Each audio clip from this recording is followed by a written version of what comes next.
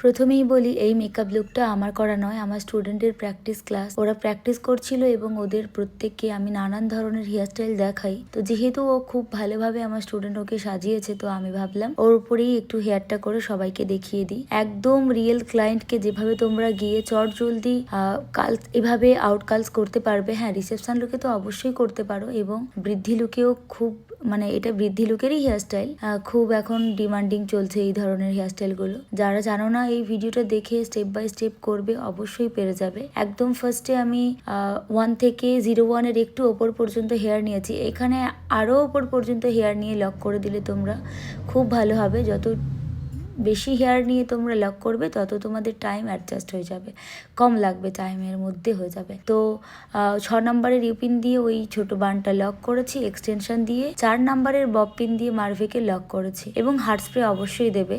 আর এখানে দেখো হেয়ারটা একদম নর্মাল, যেমন মানুষের অরিজিনাল হেয়ার থাকে, একদম পুরোপুরি কার্লস রাফ টাইপের হেয়ার। আমি নর্মালি কার্লস করলে হেয়ার ক্রিম্পিং করি না, তবে এই ধরনের হেয়ারে কার্লস করলে আমি একটু ব্লু ড্রাই করে নিই। যারা ব্লু ড্রাই করতে পারবে না তারা অবশ্যই আয়রন করে নেবে, মানে স্ট্রেটনিং মেশিনটা দিয়ে একটু স্ট্রেট করে নেবে, তাহলে ওই কার্লসগুলো আরো একটু বেশি দেখতে ভালো লাগবে, নিট অ্যান্ড ক্লিন লাগবে। তো কিভাবে কার্লস করতে হয়, হাতের অ্যাঙ্গেল কেমন রাখতে হয়, এগুলো হাজারো বার আমি দেখিয়েছি, বুঝিয়েছি। সেটা অবশ্যই তোমরা যারা আমার আগের ভিডিও দেখো তারা অবশ্যই জানো।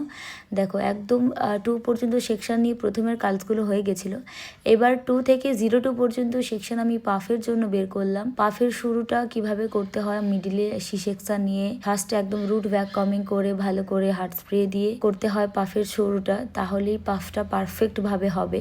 তো পুরো পাফটা পারফেক্ট ভাবে আমি বহুবার দেখিয়েছি। যারা আমার প্রোফাইলে অলরেডি আছো, বাকি যারা নতুন ভিডিও দেখছো, আমার প্রোফাইলের পিন পোস্টের যে ভিডিওগুলো আছে ওখানে খুব সুন্দরভাবে পাফ কিভাবে করা হয় এবং ফ্রন্ট ভেরিয়েশন ব্রাইডালের সমস্তটা খুব সুন্দরভাবে দেওয়া আছে। তোমরা চাইলে আমার প্রোফাইলটা একটু চেক করতে পারো, ভিডিওগুলো একটু মন দিয়ে দেখলে তোমাদের খুব সহজেই হেয়ারস্টাইল শেখা হয়ে যাবে। এবারে আমি করছি হেয়ারস্টাইলের বাম দিকটা। এই বাম দিকটা দেখো একদম পাফের সাথে স্মার্চ করে সুন্দরভাবে কার্লস করতে হয়।